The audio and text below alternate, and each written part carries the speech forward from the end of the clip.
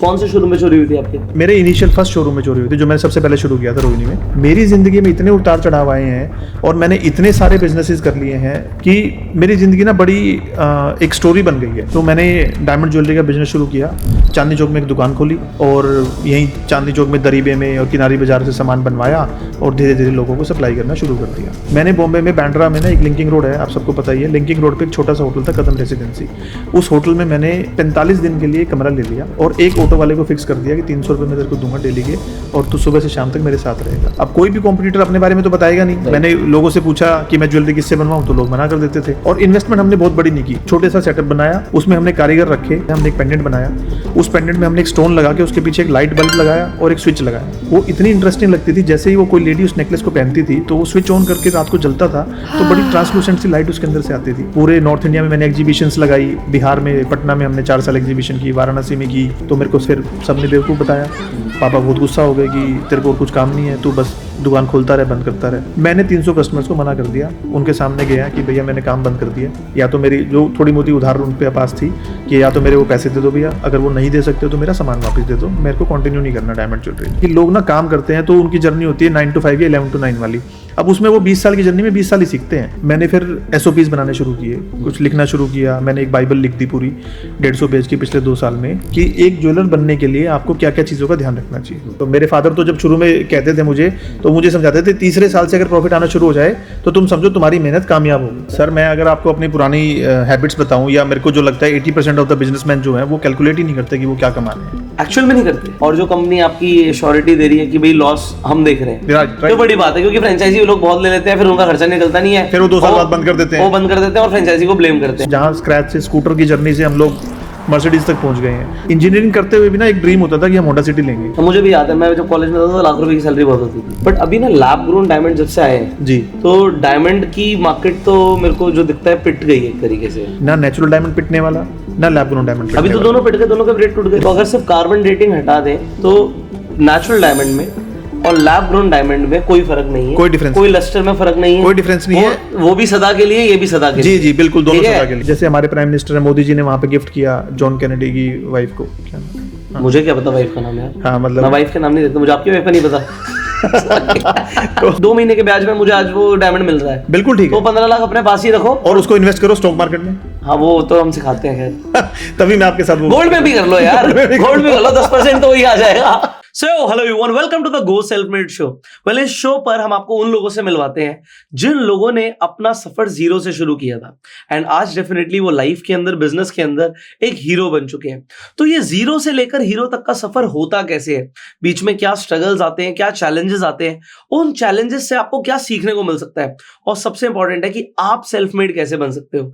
तो आज हम आपको एक ऐसे व्यक्ति से मिलवाने वाले हैं जो रियल लाइफ में एक सेल्फ मेड मिलियनेयर है, जिनकी कंपनी का टर्नओवर अब ऑलमोस्ट 100 करोड़ पार करने वाला है, और ये 100 करोड़ तक के टर्नओवर तक का पहुंचने का जो भी सफर रहा है वो आपको सीखने को मिलेगा। इनफैक्ट आज की डेट में वो अपने साथ और भी एंटरप्रेन्योर्स को लेकर चल रहे हैं। सो अगर आपके पास कोई अपॉर्चुनिटी आ सकती है तो आपको इस वीडियो को एंड तक जरूर देखना चाहिए, कि हो सकता है कोई अपॉर्चुनिटी आपके लिए वेट भी कर रही हो, सीखने को मिलने वाला है। और शुरू करते हैं with one and only mister Sumit Garg. Sumit ji, आपका स्वागत है हमारे गो सेल्फ मेड शो पर। Thank you mister Pushkar. So मैं सुमित जी का आपको इंट्रोडक्शन दे दूं। सुमित जी बेसिकली एक ज्वेलर है, 2 ज्वेलरी ब्रांड चला रहे हैं, एक डेली डायमंड्स और दूसरा हाउस ऑफ रिंग्स। सो आप देखते हो कि मुझे कई सारी ज्वेलरी पहने हुए, तो भाई साहब की देन है वो। पॉइंट नंबर 2 कि इनकी जो जर्नी है, ये जब से मैं इनसे ज्वेलरी ले रहा हूँ तो मैं इन्हें ग्रो करता हुआ देख रहा हूँ, और मुझे बड़ा इंस्पायरिंग लगती है इनकी जर्नी, क्योंकि एक कंजर्वेटिव ट्रेडिशनल बिजनेस को इन्होंने बिल्कुल मॉडर्नाइज कर दिया है, और उसके अंदर प्रॉफिट भी बना रहे हैं, लोगों की भी हेल्प कर रहे हैं, और लोगों को ऐसी ज्वेलरीज प्रोवाइड कर रहे हैं जो ना सिर्फ फैशनेबल है बल्कि अफोर्डेबल भी है। राइट। सो ये सब अब सर की जर्नी से आपको सीखने को मिलेगा। सो सुमित जी, सबसे पहले तो लोग, अभी कई सारे लोग आपको नहीं जानते, आपके परिवार के, आपके आसपास के और आपके जो कस्टमर्स हैं वो आपको जरूर जानते हैं, बट वो भी आपकी जर्नी नहीं जानते। राइट। सो आपकी जर्नी बहुत इंस्पायरिंग है, मुझे पता है। सो लोग भी आपकी जर्नी जानना चाहेंगे, तो कहाँ से शुरुआत करी आप? पुष्कर जी, जर्नी ना बड़ी इंटरेस्टिंग रही है। और लोगों की जिंदगी ना जनरली, चाहे वो बिजनेस कर रहे हैं चाहे जॉब कर रहे हैं, उनकी जर्नी ना बड़ी स्टैग्नेंट होती है। मतलब 80% ऑफ द पीपल की, कि वो उन्होंने कोई भी एक काम शुरू किया और वो उसी काम को अपना करियर बना लेते हैं। 9 to 5 कह लो या 11 to 9 कह लो, कोई भी, चाहे वो जॉब है, दुकानदारी है या बिजनेस है या कोई भी काम कर रहा है, उसकी लाइफ लॉन्ग वही बिजनेस चलता रहता है। मेरी जिंदगी में इतने उतार चढ़ाव आए हैं और मैंने इतने सारे बिजनेसेस कर लिए हैं, फ्रॉम ज्वेलरी और फ्रॉम अदर थिंग्स ऑल्सो, कि मेरी जिंदगी ना बड़ी एक स्टोरी बन गई है। 2002 में मैंने इंजीनियरिंग में एडमिशन ले लिया, क्योंकि उस टाइम पे बड़ा क्रेज था इंजीनियरिंग या मेडिकल का। तो मेरी फैमिली भी बड़े फोर्स किया मुझे कि आपको कुछ ना कुछ इंजीनियरिंग या टेक्निकल एजुकेशन लेनी है। तो ठीक है, जहाँ एडमिशन मिला मैंने टेक्सटाइल इंजीनियरिंग शुरू कर दी। लेकिन वो इतनी बोरिंग और इतना ही नॉन इंटरेस्टिंग थी मेरे लिए, क्योंकि मुझे कुछ ना कुछ अपना बिजनेस अपने लिए करना था और मुझे ऐसा नहीं करना था कि मैं किसी के अंडर जॉब कर रहा हूँ। तो वो एक किक थी जो मुझे रिच डैड पुअर डैड पढ़ने से मिली थी। एक छोटी सी बुक है, बड़ी फेमस बुक है, रॉबर्ट कियोसाकी की, लेकिन एग्जैक्टली मुझे उसी बुक से एक किक मिली थी कि I would be a businessman, not be doing job anywhere in any industry. तो वो मुझे करना ही था, लेकिन अब फैमिली से प्रेशर था तो इंजीनियरिंग कर ली। अब ड्यूरिंग द इंजीनियरिंग मैंने अपना बिजनेस शुरू कर दिया अपने फादर के साथ बैठना, क्योंकि आपका एंट्री लेवल जो बिजनेस का होता है ना, वो बहुत इजी और बड़ा आसान हो जाता है आपके लिए वो रास्ता, जब आप अपने फैमिली बिजनेस में एंटर करते हो, क्योंकि आपके पास एक बेस बना हुआ होता है। मेरे फादर जो है वो गोल्ड ज्वेलरी का बिजनेस करते थे उस टाइम पे, और उनको डायमंड्स का या पोलकीज का या कुंदन का जो इंट्रिकेट ज्वेलरी होती थी, उन सब चीज़ों के बारे में ना तो उतना चलन था, ना ही उतनी नॉलेज थी। तो मैंने आने के बाद कुछ शुरू किया कि मैं कुछ अलग करता हूँ। तो मैंने डायमंड ज्वेलरी का बिजनेस शुरू किया, चांदनी चौक में एक दुकान खोली और यहीं चांदनी चौक में दरीबे में और किनारी बाजार से सामान बनवाया और धीरे धीरे लोगों को सप्लाई करना शुरू कर दिया। बहुत छोटे लेवल से, बहुत छोटी इन्वेस्टमेंट से एक स्मॉल सा बिजनेस शुरू किया, स्टार्टअप टाइप का। अब वो बिजनेस ठीक ठाक चल गया, वो ठीक ठाक चल रहा था। अब वो फायर इन द बेली और एक नेचर ऐसी थी कि पैशनेट बिजनेस करना है, कभी भी ऐसा नहीं करना था कि जो ठीक ठाक चल रहा है वही चलता रहे। तो 2011 में मैंने उस बिजनेस को एक्सपैंड करने के लिए एक फॉर्मल ट्रेनिंग लेने की सोची। फॉर्मल ट्रेनिंग मतलब कोई मैंने कोर्स नहीं किया, मैं बॉम्बे गया। मैंने बॉम्बे में बांद्रा में ना एक लिंकिंग रोड है, आप सबको पता ही है, लिंकिंग रोड पे एक छोटा सा होटल था, कदम रेसिडेंसी। उस होटल में मैंने 45 दिन के लिए कमरा ले लिया और एक ऑटो वाले को फिक्स कर दिया कि 300 रुपये मैं तेरे को दूंगा डेली के, और तू सुबह से शाम तक मेरे साथ रहेगा। बड़ी इंटरेस्टिंग जर्नी है, आपको शायद सुन के मजा आएगा। और हमने ऐसे ही शुरुआत की अपने बिजनेस की।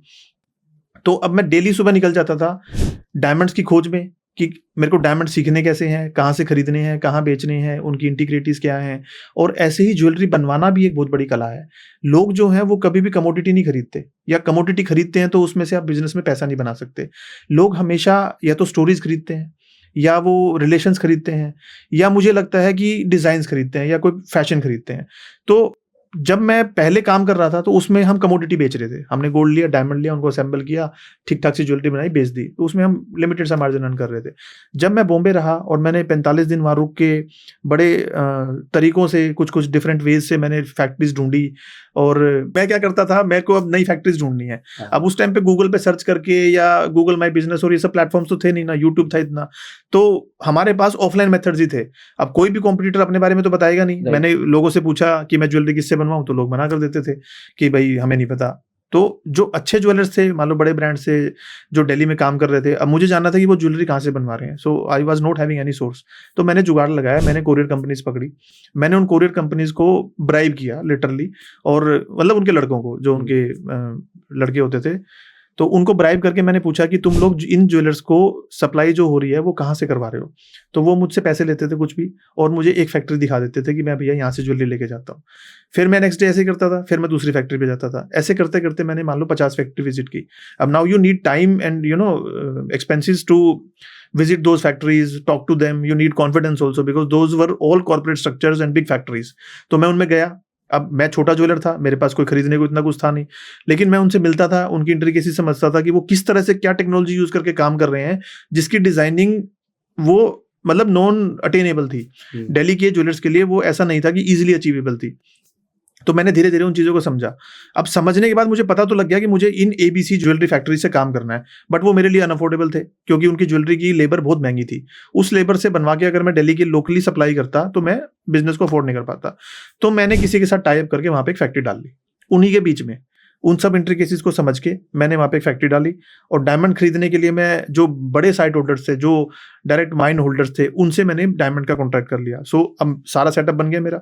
गोल्ड कहाँ से लेना है वो मुझे पता चल गया, डायमंड कहाँ से लेने वो पता चल गए, उनको मिला के अच्छी फैक्ट्री हमने अपनी बना ली खुद। हमारे पास 125 कारीगर थे इनिशियल सेटअप में, हमने But बड़ा गेम उसकी- खेला। उसकी जो इन्वेस्टमेंट थी वो किसने करी initially? Initially we were 2 partners, okay, और इन्वेस्टमेंट हमने बहुत बड़ी नहीं की। छोटे सा सेटअप बनाया, उसमें हमने कारीगर रखे, और जो बेसिक मशीन्स रिक्वायर्ड थी वो हमने खरीद ली। और फिर हमने ये सोचा कि अगर हमारी लेबर की कॉस्ट से 600 रुपीज पर ग्राम थी और हमारी कॉस्ट 300 रुपये पड़ रही थी, तो बचे हुए 300 रुपये को हमने री इन्वेस्ट करना शुरू किया, और फैक्ट्री की हम अपग्रेडेशन और डिजाइन की अपग्रेडेशन हम करते रहे। लगभग 3 साल 3.5 साल हमने फैक्ट्री चलाई। लॉन्ग डिस्टेंस की वजह से मैं उसको लंबा नहीं चला पाया। बस उस टेक्नोलॉजी ने हमें इतना किक दे दिया कि we were ahead of the times in fashion and designing of jewellery. हम लोगों ने प्रिंसेस की इनविजिबल ज्वेलरी बनाई, बहुत सारी कॉम्प्लिकेटेड ज्वेलरी ऐसी बनाई जिसमें हमने, मुझे याद है, हमने एक पेंडेंट बनाया, उस पेंडेंट में हमने एक स्टोन लगा के उसके पीछे एक लाइट बल्ब लगाया और एक स्विच लगाया। वो इतनी इंटरेस्टिंग लगती थी, जैसे ही वो कोई लेडी उस नेकलेस को पहनती थी तो वो स्विच ऑन करके रात को जलता था, तो बड़ी ट्रांसलूसेंट सी लाइट उसके अंदर से आती थी। तो इस तरह की इंटरेस्टिंग ज्वेलरी आप तभी बना सकते हो जब आपके पास एक पैशन हो और आपके पास उसको अचीव करने के लिए एक सेटअप हो।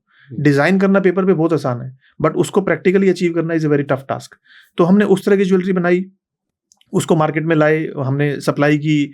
मैंने पूरे नॉर्थ इंडिया में मैंने एग्जीबिशंस लगाई। बिहार में, पटना में हमने 4 साल एग्जीबिशन की, वाराणसी में की, बॉम्बे में हमने एग्जीबिशन की, दिल्ली में की। तो इन एग्जीबिशंस के थ्रू हमें कस्टमर मिलते गए, तो हमारा नेटवर्क ग्रो होता गया। हमारे पास आज सब्सिडीज में कस्टमर थे, बिजनेस बहुत अच्छा चल रहा था, सब कुछ चल रहा था।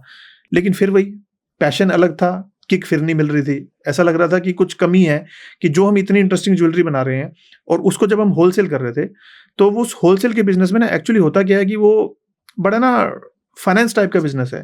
बेसिकली आपका ब्रांड भी नहीं बन रहा, क्योंकि ब्रांड भी नहीं बन रहा, कस्टमर्स भी नहीं जुड़ रहे। वो एक फाइनेंस बिजनेस मुझे लगता था कि मैं बैंक से लोन ले रहा हूँ और क्रेडिट पे सामान बेच रहा हूँ और रॉ मटेरियल से सामान बनवा रहा हूँ, तो मेरे को आधा 1% का प्रॉफिट होता था।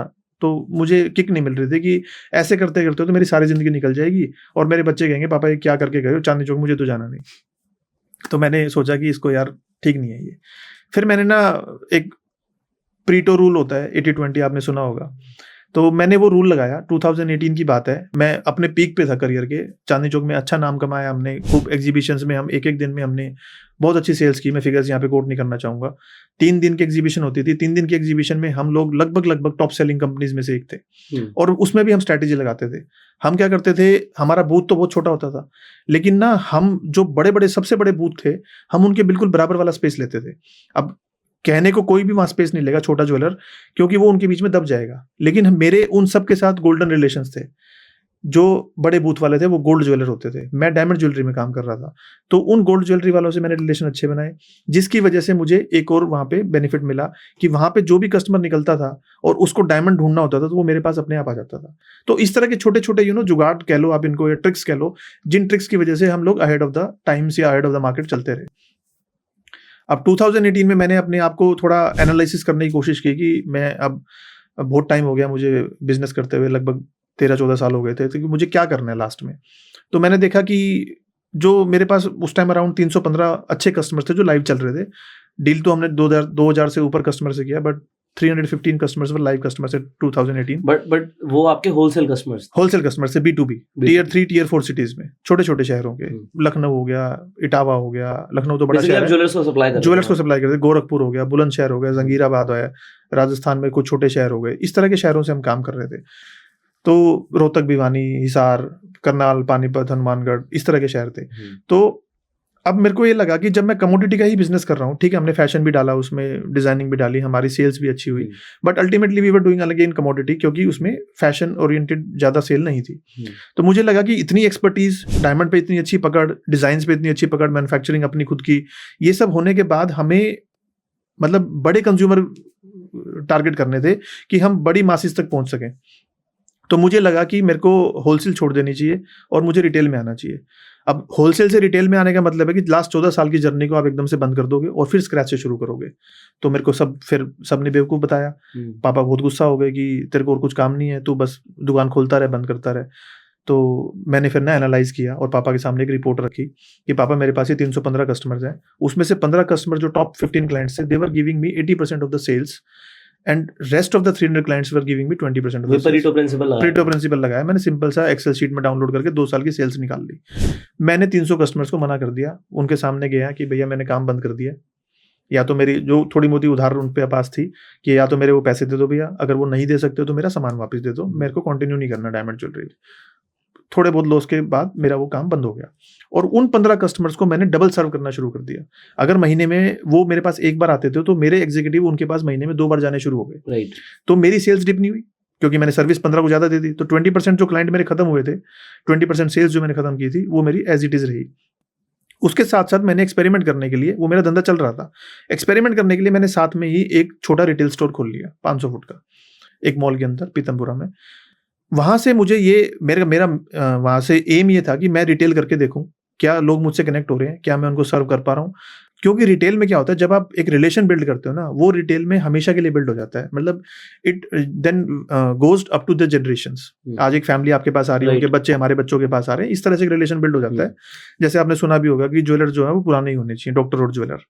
10-15 क्लाइंट तो मैंने दे दिया आपको। हाँ बिल्कुल, आप तो मतलब अब फैमिली बन चुके हो, हमारा घर तक का आना जाना है, वो तो एक डिफरेंट स्टोरी है, अब तो क्लाइंट्स में गिनती नहीं है आपकी। तो वहां से हमने रिटेल का एम लेके शुरू किया। रिटेल में हमें 2 साल में ही बहुत अच्छा रिस्पांस मिल गया। हमने एग्जीबिशंस लगाई जो यहाँ पे 5 स्टार होटल्स में होती है, और वहां से हमारा एक छोटा सा कस्टमर बेस बन गया। उस कस्टमर बेस से हमने रिटेल शुरू की, और धीरे धीरे जब रिटेल हमारी इतनी अच्छी हो गई तो हमने होलसेल को पूरा बंद कर दिया। अब now we are doing only retail. Retail में हमको फिर एक बहुत बड़ा स्पेस मिल गया 3000 फुट का, तो हमने वहां एक्सपैंड कर लिया, और लास्ट ईयर हमने एक बड़ा ग्रैंड फ्लैगशिप स्टोर बना लिया। So Delhi diamonds is now having only retail business, जिसमें एक फ्लैगशिप स्टोर है, जिसमें हमारे पास अच्छी खासी इन्वेंट्री है, बहुत अच्छे डिजाइन्स हैं। उन डिजाइन्स को हम रिटेल कस्टमर्स को प्रेजेंट करते हैं, बहुत अच्छे सिस्टम्स हैं। मैंने पहले कोचिंग्स भी ली कुछ बिजनेस कोचेस के साथ जो बहुत रिनाउंड है इंडिया के। उन कोचिंग से मुझे अपने प्रोसेसेस को और ऑपरेशंस को ऑटो पायलट करने में बहुत हेल्प मिली। और फिर हमने कुछ सेल्स मार्केटिंग की ट्रेनिंग्स ली, डिजिटल मार्केटिंग की ट्रेनिंग ली, because learning should never stop as you always say. तो वो लर्निंग्स जब करते रहते हैं ना, तो हम अपने आप को अपग्रेड कर रहे हैं। तो अपग्रेडेशन से हमें बेनिफिट ये मिलता है कि हम लोग मतलब रिटेल में भी अब जैसे आपने अभी इंट्रोडक्शन में भी बोला, हम 100 करोड़ तक जाने वाले हैं। तो इस तरह के नंबर्स को अचीव करना है कोई आसान नहीं है। तो हमने उस नंबर्स को अचीव करने के लिए बहुत मेहनत करी, बहुत अपग्रेडेशन की, लर्निंग्स की, और वो हुए भी।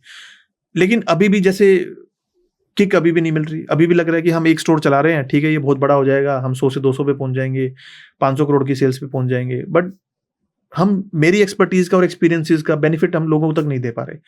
तो अब लोग, जैसे मैंने आपको शुरू में ही बताया कि लोग ना काम करते हैं तो उनकी जर्नी होती है 9 to 5 या 11 to 9 वाली।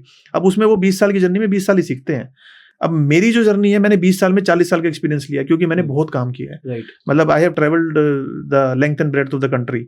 तो बनाने में भी और सामान को बेचने में भी, जब इतना आप ट्रैवल कर लेते हो, इतने वेल एजुकेटेड हो, वेल ट्रैवल्ड हो, वेल रेड हो, बहुत पढ़ता हूँ मैं, मेरी रीडिंग की बहुत अच्छी हैबिट है, तो बुक्स पढ़ता रहता हूँ, मैगजीन्स पढ़ता रहता हूँ।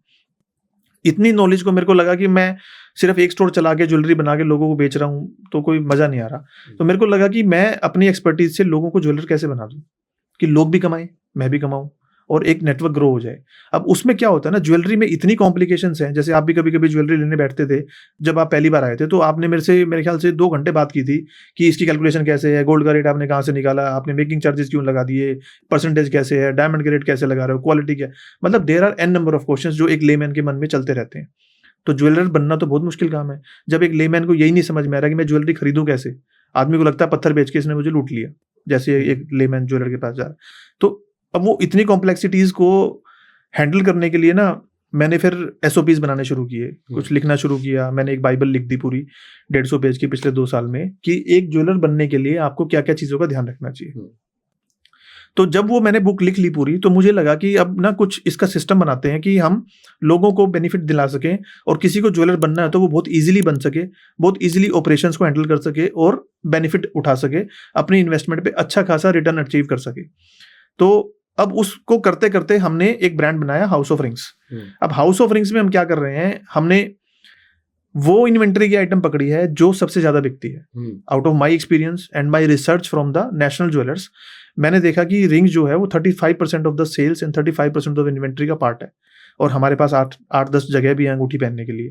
हम नेकलेस, कोई भी लेडी है नेकलेस तो वो एक ही पहन सकती है, इयररिंग्स वो एक पेयर ही पहन सकती है, बट अंगूठियां वो एक साथ 8 तो पहन ही सकती है और पहन भी लेती हैं लड़कियां। थंब में भी आ जाती हैं आजकल। थंब में भी आ जाती हैं और एक फिंगर में आजकल फ्रंट बैंड अलग आ रहा है, पीछे का बैंड अलग आ रहा है, तो there are an number of ways to ring. But एक को 8 नहीं बेचनी, 8 को एक बेच देंगे। वो ठीक है, बट हमें तो ये है कि हमें बेनिफिट पहुंचाना है। अब मैंने ना फिर मार्केट में गैप्स ढूंढे कि गैप्स कहाँ हैं।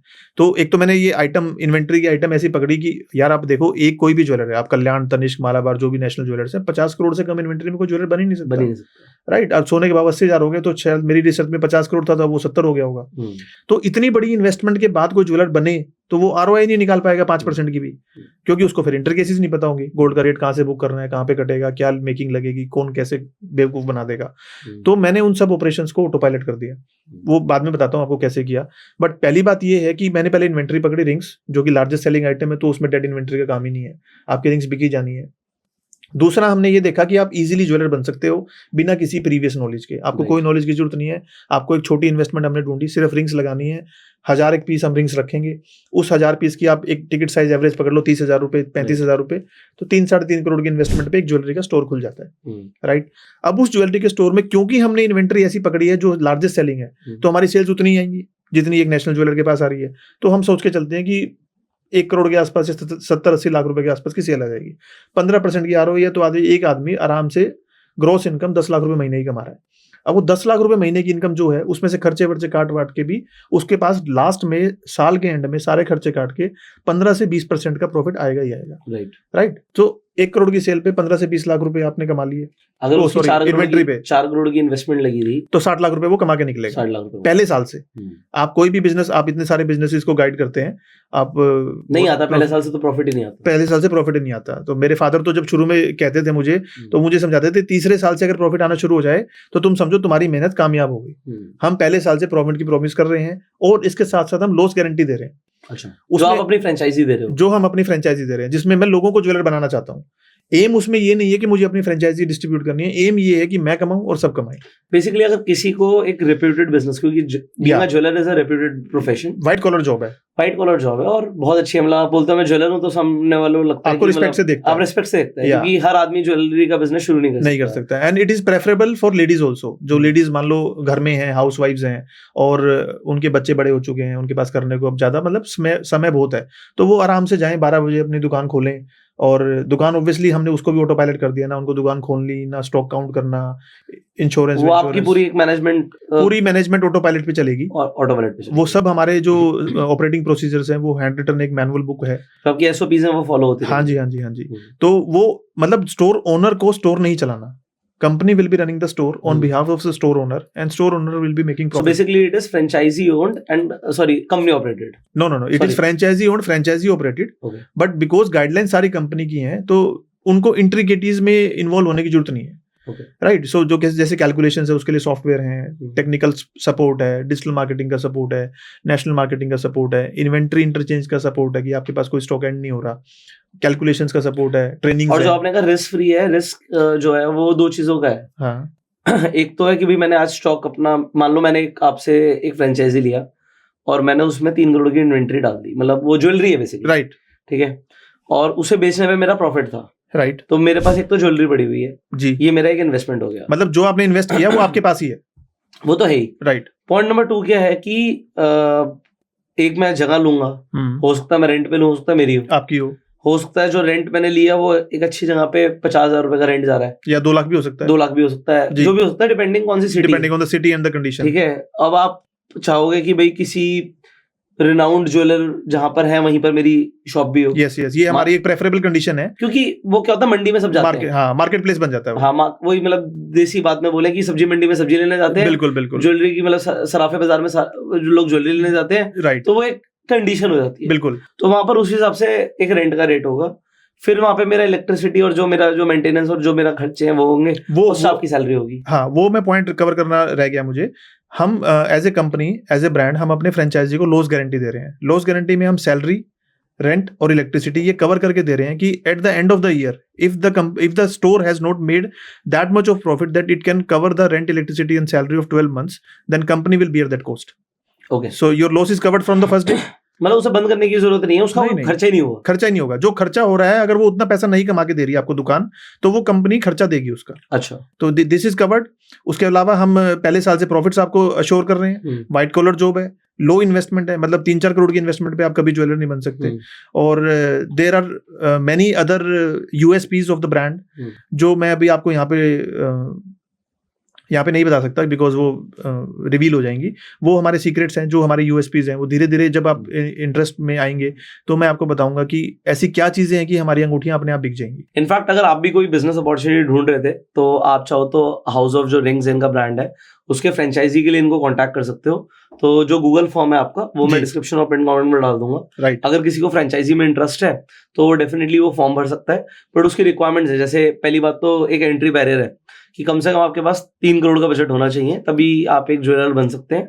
So if you want to be a jeweller and आपके पास बजट है तो आप गूगल फॉर्म भर सकते हैं एंड देन यू आपकी जो टीम है वो कांटेक्ट कर लेगी। बिना किसी हैसल के ही आप ज्वेलर बन सकते हो। मतलब आपको कोई नॉलेज की जरूरत नहीं है। आपका चाहे गारमेंट्स का बिजनेस है, या आप हाउस वाइफ हो, या आप एक यंग लेडी हो जिसको अपना बिजनेस करना है, एक व्हाइट कॉलर बिजनेस करना है जिसमें कोई इंटीग्रिटीज नहीं है, कोई टेंशन नहीं है किसी तरह की। सबसे बड़ी बात क्या है ना, कोई भी बिजनेस कोई शुरू करता है तो होता क्या है, जो इन्वेंट्री है, ज्वेलरी कैसी इन्वेंट्री है जो डिप्रिशिएटिंग नहीं है। राइट। तो एक साल में गोल्ड का भाव ही 10% बढ़ जाता है एग्जैक्टली एवरेज। एग्जैक्टली। तो अगर आज किसी ने 3 करोड़ की आज इन्वेस्टमेंट डाल भी दी तो उसमें से जो गोल्ड का पार्ट है उसमें तो आपके 10% 12% का एप्रिसिएशन आ ही जाएगा। और आपको पहले ही डिस्काउंट पे ज्वेलरी मिली हुई है। राइट। क्योंकि आप तो प्रॉफिट कमा के बेच रहे थे जी। तो वो जो आप जो भी लोगों को प्रोवाइड कराओगे तो एक बेनिफिट वहां पर है।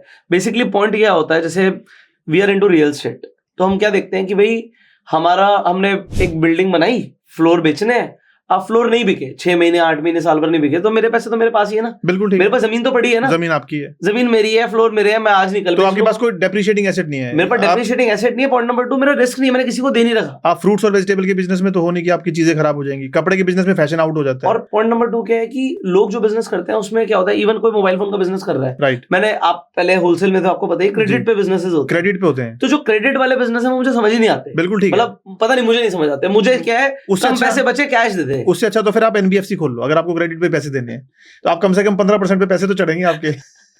अगर इतना तो मार्जिन भी नहीं है। बिल्कुल ठीक है। Because this is what I see in traditional businesses में देखता हूँ। स्टील का आप बात करो, बेरिंग का, पता नहीं कौन कौन से जो ऑटो के पार्ट्स होते हैं उनके बिजनेस का। सो माल तो बिक रहा है, टर्नओवर तो हो रही है, पाइप बिक रहे हैं, चीजें बिक रही है, बट सब क्रेडिट पे बिक रही है। और जो लास्ट में कैलकुलेशन निकालते हैं तो वो एनबीएफसी वाली प्रॉफिट आता है। सर, मैं अगर आपको अपनी पुरानी हैबिट्स बताऊं, या मेरे को जो लगता है 80% ऑफ द बिजनेसमैन जो है वो कैलकुलेट ही नहीं करते कि वो क्या कमा रहे हैं, एक्चुअल में नहीं करते। तो ये हमारी सबसे बड़ी कमी है। अब हमने जो प्रोसेसेस बनाए हैं उन प्रोसेसेस के थ्रू आप अपनी डेली की प्रॉफिट एंड लॉस की शीट निकाल के जा सकते हो। जब आप अपने शाम को गल्ला बढ़ा के जाओगे घर पे तो आपको पता आज क्या कमाया आपको पता होगा। तो वो सबसे बड़ी अचीवमेंट है। तो आपको पता होगा कि आपने क्या इन्वेस्ट कर रखा है, उसके अगेंस्ट में आप डेली क्या कमा रहे हो। ये मैंने जो आपको फिगर्स दिए हैं ये हमने अपने एक्सपीरियंसेस से और रिसर्च से निकाली हैं कि मिनिमम सेल्स तो इतनी आ ही जाएंगी। अब इतनी कंजर्वेटिवली हमने ये फिगर्स लिए हैं। जब आप इससे ज्यादा अचीव करोगे तो आप हो सकता है 25, 30 या 40% भी अचीव कर पाओ। और एक मैं आपको मोटी मोटी फिगर बताता हूँ जो लिसनर्स के लिए एक अच्छी फिगर रहेगी। 3-3.5 करोड़ की जो इन्वेस्टमेंट है, 9 साल अगर आप हमारे साथ रहते हैं तो आपकी इन्वेस्टमेंट लगभग 17 से 20 करोड़ के बीच में हो जाएगी। सो आप अब रेशो तो आप ज्यादा अच्छे कैलकुलेट करते हो। कंपाउंडिंग की पावर बता रहे हो बेसिकली। तो मैं आपको बस नहीं, मैं कंपाउंड नहीं करवा रहा। मेरी still the investment at any time is still 3 crore रुपए। इन्वेस्टमेंट आज 3 करोड़ है, बट जो प्रॉफिट कमाया वो उसको आप अलग के हिसाब से आपने 17 करोड़ की फिगर दे दी ना। Right sir. आज 3 करोड़ की इन्वेस्टमेंट से आप 17 से 20 करोड़ के आदमी 17 से 20 करोड़ रुपए की आपकी नेटवर्थ। एंड आप अपना बिजनेस कर रहे हो। यस, आप अपना बिजनेस कर रहे हो। You have the pride of being a jeweller. Right. And आपके पास आपका स्टॉक आपके पास है और जो कंपनी आपकी श्योरिटी दे रही है कि भाई लॉस हम देख रहे हैं। राइट। तो बड़ी बात है, क्योंकि फ्रेंचाइजी लोग बहुत ले लेते हैं, फिर उनका खर्चा निकलता नहीं है, फिर वो 2 साल बाद बंद कर देते हैं। वो बंद कर देते हैं और फ्रेंचाइजी को ब्लेम करते हैं। सो मैं जो स्टोर खुलवा रहा हूँ वो सारे स्टोर मेरे हैं। मतलब मेरे को ये है ही नहीं कि मैं किसी और के स्टोर खुलवा रहा हूँ। बस मेरी तो सिर्फ फंड मैनेजमेंट हो रही है, क्योंकि मैं एक साथ मुझे अगर 100 स्टोर खोलने हैं तो मेरे पास 400 करोड़ रुपए नहीं है। तो मुझे लोग चाहिए जो मेरे पार्टनर बन सके, जिनको मैं एक प्रॉफिट के लिए एक प्लेटफॉर्म अवेलेबल करा रहा हूँ कि वो उस प्लेटफॉर्म पे जाएंगे, अपनी दुकान खोलेंगे और अपना काम करेंगे। बट सक्सेसफुल भी तो काफी हो रहा है। आप ब्लू स्टोन को देख लो, आप कैरेट लेन को देख लो। Yes, they are all successful. तो बेसिकली ये सिमिलर ही तो जा रहा है। सिमिलर जा रहे हैं, but again I have miss this point कि हम जो नेशनल ज्वेलर्स है, जो आपने नाम लिए, इतना सब प्रॉफिट्स के बाद और इतनी सब फिगर्स के बाद भी हमारा जो प्रोडक्ट है that is costing half of their price. उसका रीजन ये है, जो मेरा एक्सपीरियंस है, जो मेरी होल्ड है परचेजिंग पे और मैन्युफैक्चरिंग पे, उसको हम लोगों तक डायरेक्ट पहुंचा रहे हैं। मतलब as a company we are not making any money out of this business. मेरा ये विजन है सिर्फ, आपने अभी सारी जर्नी मेरी सुनी, उसमें आपको लगी रहा कि मैं जहां स्क्रैच से स्कूटर की जर्नी से हम लोग मर्सिडीज तक पहुंच गए हैं। तो लाइफ में जो नहीं सोचा था वो भी अटेन कर लिया। इंजीनियरिंग करते हुए भी ना एक ड्रीम होता था कि हम होंडा सिटी लेंगे। इंजीनियरिंग के दौरान की बता रहा हूँ आपको, मतलब 20 साल पहले। तो मुझे भी याद है, मैं जब कॉलेज में था तो ₹1,00,000 की सैलरी बहुत होती थी। हाँ, ₹1,00,000 की सैलरी बहुत होती थी। Honda city was a dream car, और सफारी ले लेते थे तो भी एसयूवी ले लिया अब हमने। तो उस तरह के ड्रीम्स के बाद जब आप एक मर्सिडीज या कोई अच्छी गाड़ी चला लेते हो, और आप अच्छा बंगला बना लिया आपने, अच्छी आपकी ज्वेलरी की शोरूम बन गया, you have achieve everything in life. तो जब सब कुछ आपने अचीव कर ही लिया है, अब आपको जो एक्सपेंशन को फीड करने के लिए सिर्फ आपका पैशन ही हो सकता है, पैसा नहीं हो सकता। पैसा एक लिमिट तक अच्छा लगता है, उसके बाद आपके अंदर जब फायर इन द बेली जो होती है ना, आगे बढ़ने की, कुछ और करने की, अब तो ये मन करता है कि हम कैसे CSR के थ्रू किसी की एक्टिविटीज ऐसी करें कि हम लोगों को कैसे बेनिफिट दिला सकें, या हम GDP में कंट्रीब्यूशन कैसे कर सकते हैं, GST और इनकम टैक्स के थ्रू हम गवर्नमेंट को क्या वापस दे सकते हैं। तो अब ना उस तरह की सोच बन गई है कि हम कितनी एम्प्लॉयमेंट बढ़ा सकते हैं। जब मेरे 200 शोरूम्स हो जाएंगे तो एक शोरूम पे आप 10 लोगों की भी टीम लगाओगे तो हम 2,000 लोगों को एम्प्लॉयमेंट दे रहे होंगे। 2,000 लोगों के पीछे 5-5 लोग जोड़ेंगे तो आप 10,000 लोगों की फैमिली को आप फीड कर रहे हो एक तरह से। तो it is a noble cause, I think 100%। Business कोई भी करना नोबल कॉज ही होता है। This is my idea behind. क्योंकि पहले ऐसा था कि बिजनेसमैन को ऐसा समझा जाता था कि इसने बहुत पैसा कमा लिया है तो पता नहीं क्या कर रहा होगा। मतलब money was an evil in अभी भी माय अर्लियर टाइम्स, है ना, अभी भी ऐसे सोचते हैं। बट मेरे को लगता है यार, पैसा है तो आप उसका भला करो ना लोगों का। आप कैसे उसको डिस्ट्रीब्यूट कर सकते हो। गॉड ने आपको कोई स्किल्स दी हैं, कोई टैलेंट दिया है, किस्मत दी है कि आप किसी हाइट तक पहुंच रहे हो। अब उस हाइट पे पहुंच के आप उस पैसे से क्या ही कर लोगे, तो आप उसको स्प्रेड करो। और अगर आप देखोगे, ज्वेलरी सबसे ज्यादा बिकती है आपकी वेडिंग सीजन में, राइट। और इंडिया में वेडिंग का क्रेज एक तो सोशल मीडिया ने बहुत ज्यादा बढ़ा दिया है। बिल्कुल ठीक है, बहुत ही ज्यादा बढ़ा दिया है। तो लोग जो लाइफ में सोचते थे कि कभी सोचा भी नहीं होगा लोगों ने कि ऐसी वेडिंग करेंगे, मतलब आजकल वैसी वेडिंग हर किसी की हो रही है। हम इतनी वेडिंग्स में जाते हैं, सो हर किसी वेडिंग में हम एक से एक अच्छा देखते हैं, क्योंकि लोग अपनी लाइफ की सेविंग्स लगाते हैं। और उस वेडिंग के बजट में एक बहुत बड़ा बजट होता है ज्वेलरी का बजट, राइट। क्योंकि माँ बाप कंजर्वेटिव सोच रखते हुए भी अपने बच्चों को ज्वेलरी ही देना चाहते हैं कि यार कुछ नहीं होगा तो ज्वेलरी पहनेगी भी, लड़का भी पहनेगा, और ये चीज जुड़ेगी भी। बिल्कुल ठीक कह रहे हैं आप। ठीक है, तो वेडिंग्स तो एक बहुत अच्छी अपॉर्चुनिटी है ही बिजनेस की, लेकिन ना इसमें हमने थोड़ा सा ट्विस्ट किया है। एक ज्वेलरी या एक जो लेडीज आउटफिट ब्रांड होते हैं, जैसे बड़े ब्रांड्स हैं लहंगे और साड़ीज के, तो उनके पास ना wedding season was a big season, और उसके अलावा साल भर में मान लो 6 महीने वो लोग लगभग लो सीजन पे रहते थे। अब इसी चीज के लिए मैंने हाउस ऑफ रिंग्स बनाया कि हम साल के 12 महीने हम हाई सीजन पे हैं, क्योंकि रिंग्स एक ऐसी आइटम है जो आपको एंगेजमेंट के लिए भी चाहिए, प्रपोजल के लिए भी चाहिए, प्रॉमिस रिंग भी चाहिए, आपको वेडिंग रिंग भी चाहिए, आपको गिफ्टिंग के लिए चाहिए, एनिवर्सरीज गिफ्ट के लिए चाहिए, मदर फादर के गिफ्ट के लिए, और ऐसे एन नंबर ऑफ ओकेजन्स हैं जिन पे आपको रिंग्स की जरूरत होती है। It is a very very high selling product. तो हमने सिर्फ वेडिंग्स को फोकस नहीं किया।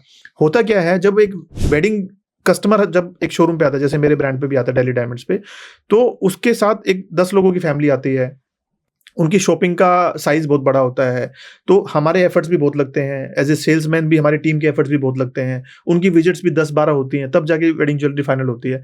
तो एक वेडिंग ज्वेलरी की सेल्स को क्लोज करने के लिए कम से कम 10 से 15 विजिट, और आपका कम से कम बहुत बड़ा स्टॉक, जिसमें गोल्ड, डायमंड, पोल्की, कुंदन, जड़ाऊ और फलाना ढिमकाना, ऐसी 1000 तरह की आइटम्स आपको शो करनी पड़ते हैं। तो एक बहुत बड़ी इन्वेंट्री चाहिए, बहुत बड़ी टीम चाहिए, और आपका पेशेंस चाहिए, आपको मार्केट में कॉम्पिटिटिव होना पड़ता है, तब जाके आप एक वेडिंग सेल्स को क्लोज कर पाते हो।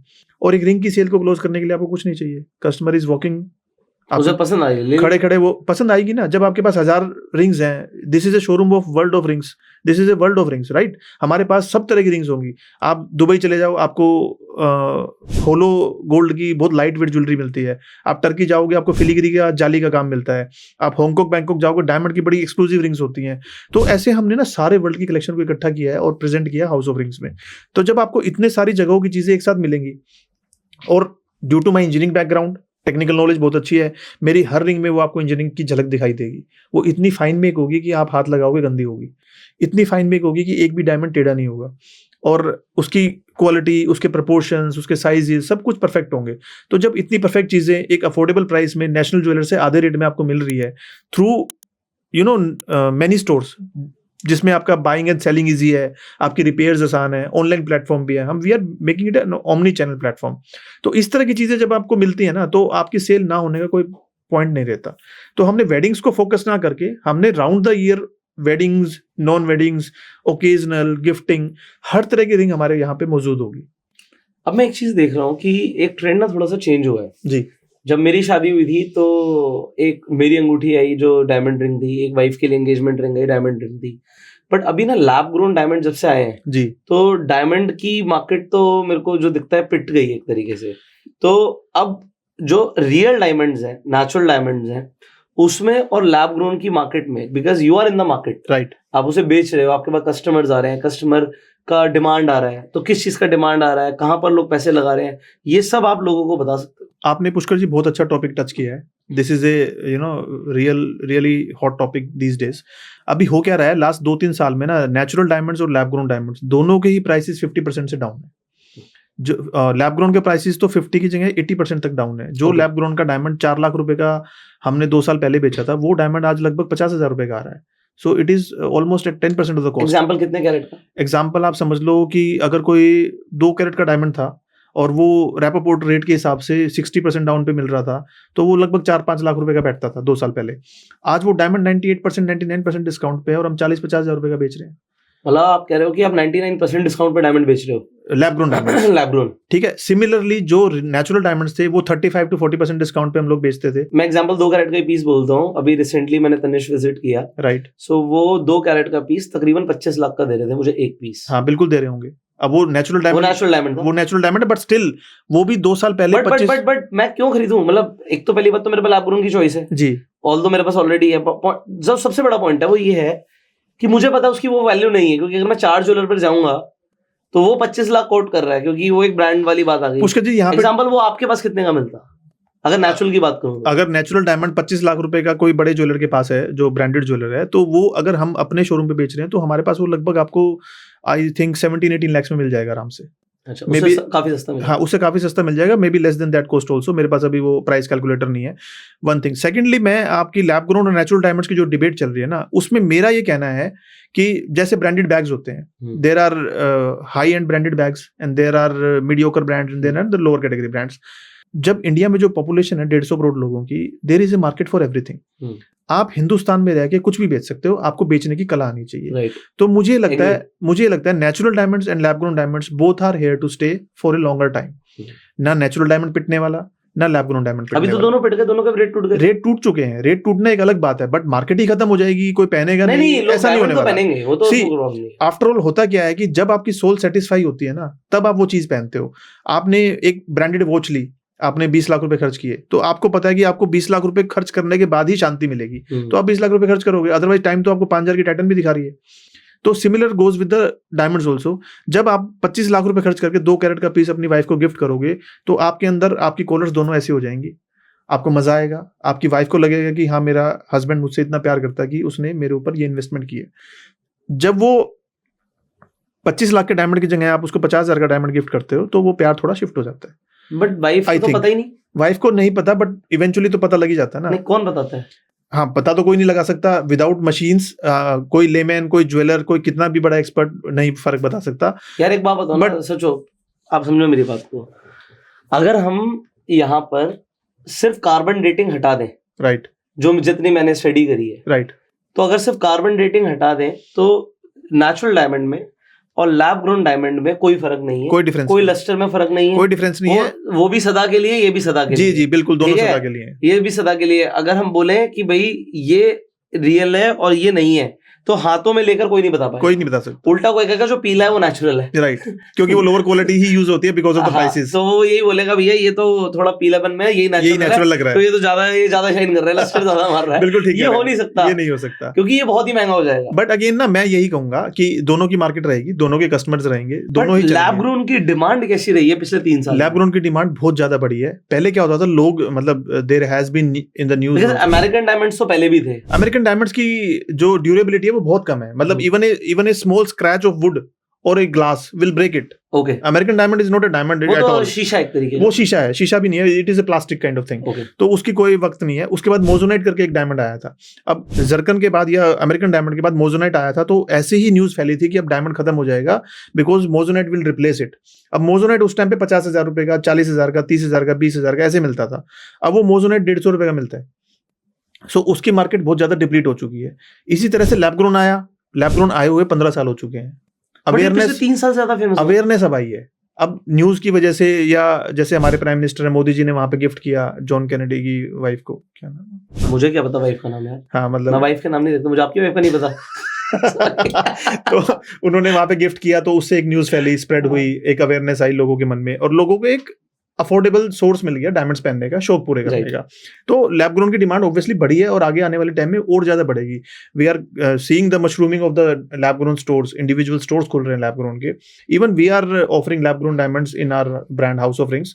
उसमें हमारा 50% जो स्टॉक है वो लैब ग्रोन का है, एंड 50% स्टॉक इज क्योंकि नेचुरल डिमांड उसकी है.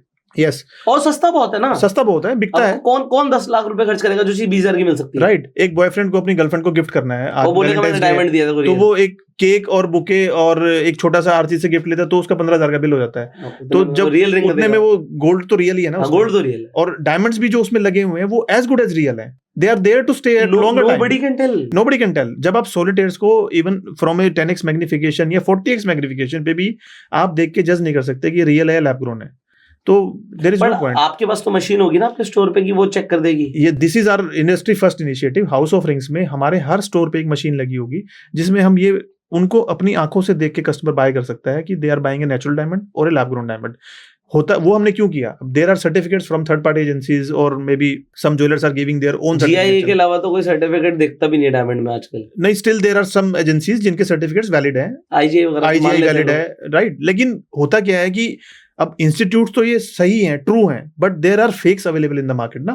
मतलब कार्ड ही तो बना के देना है. कार्ड ही तो बनाना है. वो कार्ड 50 रुपए की कॉस्ट में बनता है, लोग प्रिंटर अपने घर पे लगा लेते हैं, सेम IGI का कार्ड कॉपी करके बना देते हैं. अब हमने ये सोचा कि हम अपनी अथॉरिटी कैसे बिल्ड करें. हमें गलत काम तो करना ही नहीं है, क्योंकि हम जिस विजन से बिजनेस को बना रहे हैं, जिस अपब्रिंगिंग से हम लोग आ रहे हैं, तो हमें ट्रुथ में बिलीव है, एंड ट्रुथ विल ओनली नहीं, आप लोगों को जो भी दो क्लियरली बोल के दो. हाँ, उससे कौन खरीदे? So we are selling both the items. हाँ. There is no other jeweller who is selling. आप कोई भी नेशनल ज्वेलर का नाम ले लो, कोई भी आदमी लैब ग्रोन डायमंड नहीं बेच रहा, और जो नेशनल ज्वेलर लैब ग्रोन बेच रहा है वो रियल नहीं बेच रहा.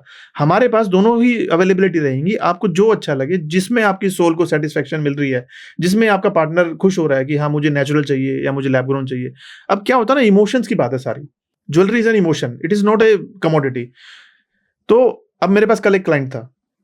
उस क्लाइंट ने मुझसे एक 2 कैरेट 3 सेंट का GIA सर्टिफाइड ई कलर का पीस खरीदा. अब उसने 15-16 लाख रुपए इन्वेस्ट किए. अब वो इन्वेस्टमेंट उसने करी इसलिए क्योंकि उसके इमोशंस उस रिंग के साथ ही जुड़े हुए हैं. This is their proposal ring, and the girl and the boy both are travelling to Paris for this proposal. So when they are investing to go to Paris and for a moment, वो moment उनको create करना है. अब उस moment में जो वो ring पहना रहे हैं, अब उसके साथ वो लोग, ठीक है वो रिंग 50,000 में भी बन सकती थी एक लैब ग्रोन डायमंड के साथ, बट उन्होंने उसमें 15 लाख रुपए इन्वेस्ट करके अपने लिए एक लाइफ लॉन्ग मेमोरी क्रिएट की है. राइट. बट मेरा एक सेकंड क्वेश्चन है. राइट. वो 15 लाख रुपए की अगर वही डायमंड है, चलो आपको वापस करेगा तो आपका तो क्या बायबैक पॉलिसी होती होगी. हाँ, बायबैक पॉलिसी, और वो कहीं पे भी वापस कर सकता है. It's not at us only, it is a example. 1 साल के बाद बायबैक, मतलब कोई वापस करता है जी, तो उसमें डेप्रिसिएशन कितना है डायमंड? नहीं, जो सर्टिफाइड डायमंड्स होते हैं उनमें कभी डेप्रिसिएशन नहीं होता. अच्छा. They are bought and sold at market price. जैसे गोल्ड आपका 22 साल होता है, तो डेप्रिसिएशन तो हो सकता है ना, हो सकता है कल को मार्केट प्राइस ही कम हो जाए ना. वो तो गोल्ड का भी हो सकता है. That can happen with anything. But मेरे को डायमंड में वो चीज थोड़ी सी लग रही है जब से लैब ग्रोन आया है, तो मतलब मुझे पर्सनली ऐसा लगता है कि we have stopped investing in diamonds now. See, बहुत सारे लोगों ने डायमंड खरीदने बंद कर दिए हैं. पिछले 1 साल में हमारे पास इंक्वायरीज जो है वो 25% तक ही रह गई हैं. बहुत ज्यादा कम हो गई हैं. बट मुझे ये लगता है कि प्राइसेस इतने डाउन हो चुके हैं. जैसे आप कोई भी कमोडिटी उठाएंगे, गोल्ड है, स्टॉक्स हैं, सबके ग्राफ्स ऐसे मूव करते हैं. कोई भी ना तो सीधा घटता है ना सीधा बढ़ता है. तो ऐसे ही ग्राफ्स मूव कर करके डायमंड का पिछले 5 साल से नीचे गिर रहा है. हाँ, नीचे गिर रहा है. 5 साल से नहीं कह सकते हम, 2-2.5 साल से, जब से लैब ग्रोन ज्यादा हुआ है. 3 साल से तो 3 साल से तो हाँ कंटिन्यूअसली नीचे गिर रहा है. लेकिन वो नीचे गिरने की भी कोई लिमिट है. अब वो कोस्ट प्राइस से भी जब नीचे चला जाएगा तो ऊपर तो बढ़ेगा ही ना कभी ना कभी. So, कॉस्ट आपकी माइनिंग कंपनी की कॉस्ट कह रहे हो, आपकी कॉस्ट?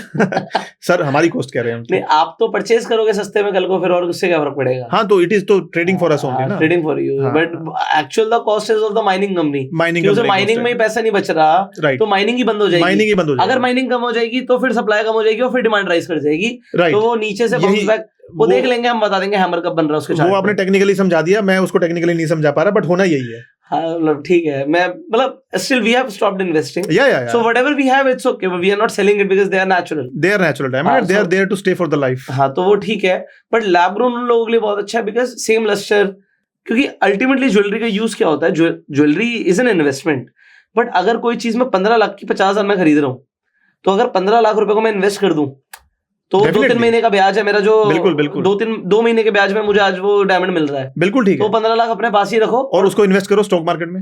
हाँ, वो तो हम सिखाते हैं, खैर तभी मैं आपके साथ गोल्ड में भी कर लो यार, गोल्ड में कर लो, 10% तो वही आ जाएगा।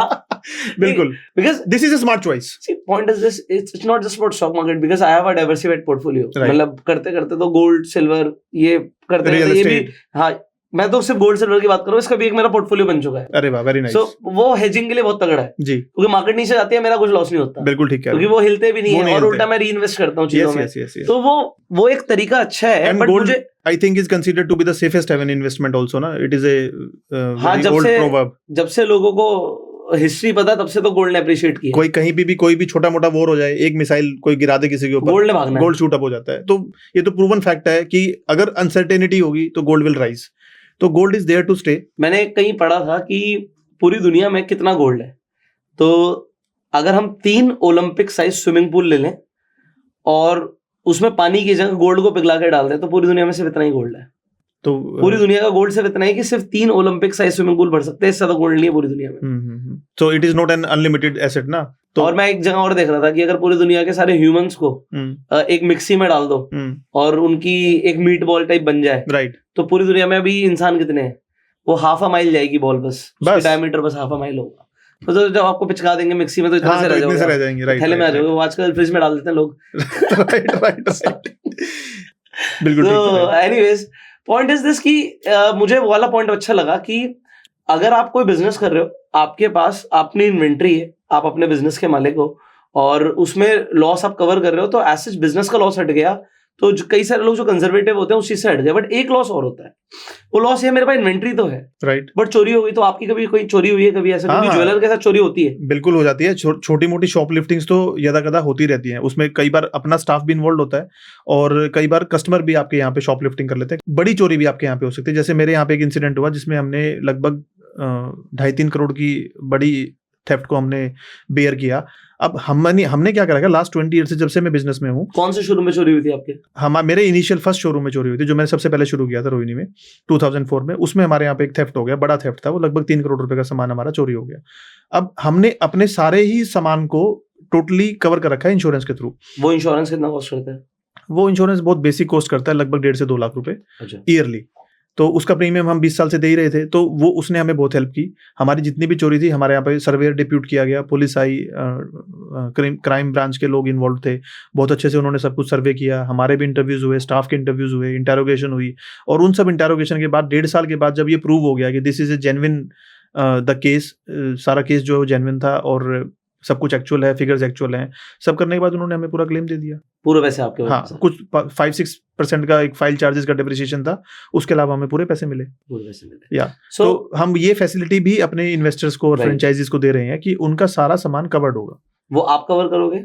उसका प्रीमियम कौन देगा? उसका प्रीमियम फ्रेंचाइजी देगा। बट उसका ये रिस्क चला गया कि भाई मेरी दुकान है, आज की डेट में किसी ने मतलब मुजफ्फरनगर में या मेरठ में या कहीं पर भी ऐसी जगह पर जहाँ पे क्राइम रेट थोड़ा सा ज्यादा है कंपैरेटिवली, और वहां पर अगर एक 3 करोड़ की इन्वेंट्री डाल दी तो वो 100% कवर्ड है। तो चाहे शटर बंद करके ना भी, नहीं, शटर तो बंद करना पड़ेगा, बट शटर बंद करने के बाद इट इज कवर्ड। और जब शटर खुला है during the day also it is covered. कि कोई आके गन पॉइंट पे भी अगर कोई रॉबरी कर रहा है तो इट इज कवर्ड। मतलब अगर वो, क्योंकि ज्वेलरी में बहुत बड़ी चीज होती है। इवन जो कोरियर से सामान आ रहा जा रहा है वो भी कवर्ड होता है। आपका एम्प्लॉय लेके कुछ भाग जाता है वो भी कवर्ड होता है। कोई कारीगर से गलती हो जाती है वो भी कवर्ड होता है। आप खुद अपना बैग लेके कहीं जा रहे हो और आपके बैग में कट मार के किसी ने सामान निकाल लिया, वो भी कवर्ड होता है। So everything is taken care of.